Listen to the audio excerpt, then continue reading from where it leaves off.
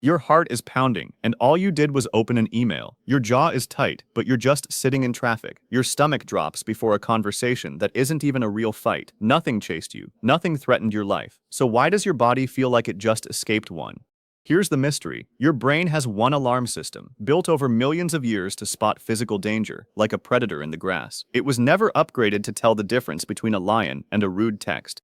Both get filed under the exact same label, threat, triggering the exact same flood of chemicals meant to help you fight or run. That's strange if you think about it. An email cannot bite you, traffic cannot chase you down the highway, and yet your body doesn't seem to know that. It responds with the same urgency it would use for something that could actually end your life.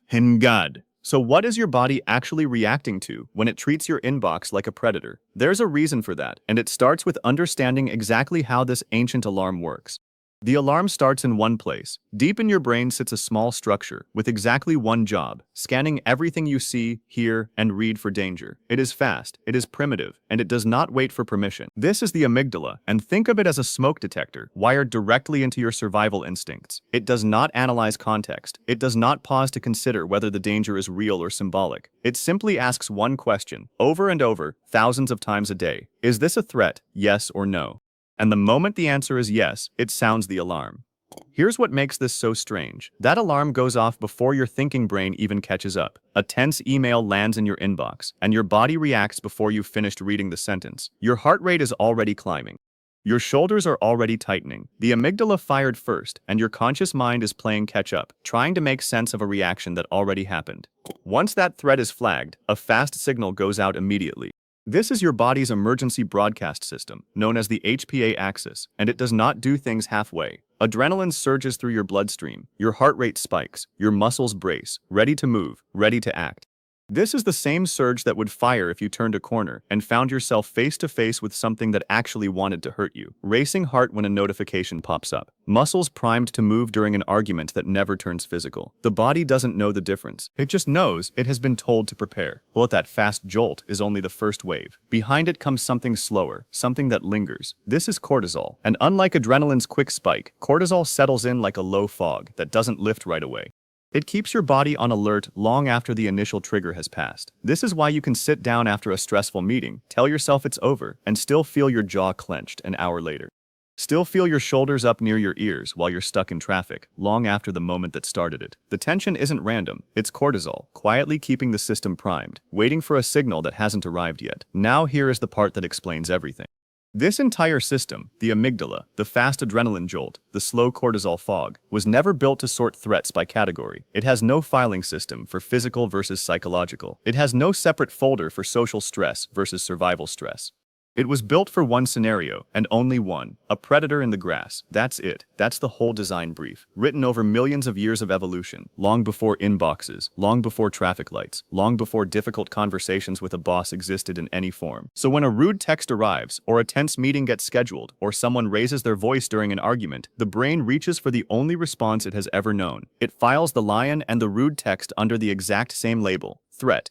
And it treats them with the exact same urgency, because as far as this ancient system is concerned, urgency is the only setting it has. Bozeman. This is where the mismatch becomes physical, becomes something you can actually feel in your body.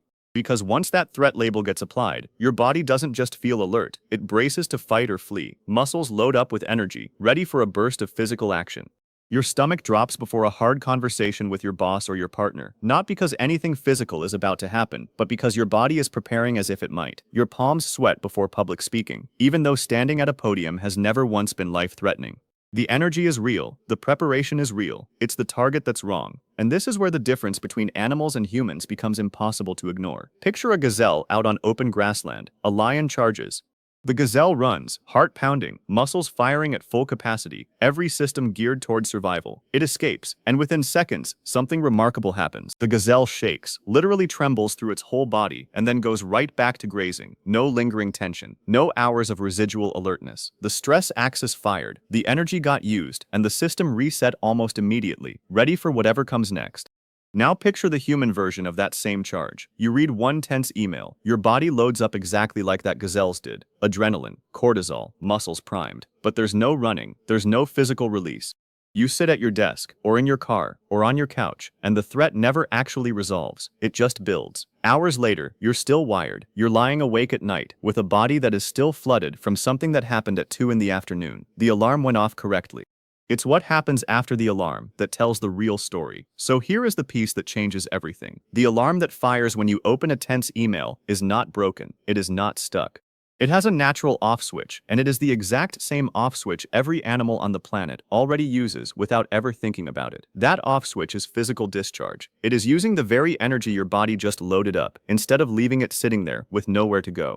Remember the gazelle. The lion charges, the gazelle runs, and the second it's safe, its whole body trembles and shakes. This visible release of everything that got loaded into its muscles during the chase. That shake is not random nervous twitching. That shake is the signal.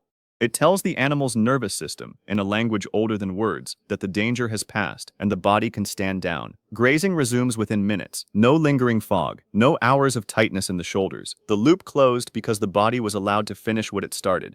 Humans skip that step almost every single time. You feel your jaw clench in traffic, and what do? You sit there. You feel your stomach drop before a hard conversation, and what do?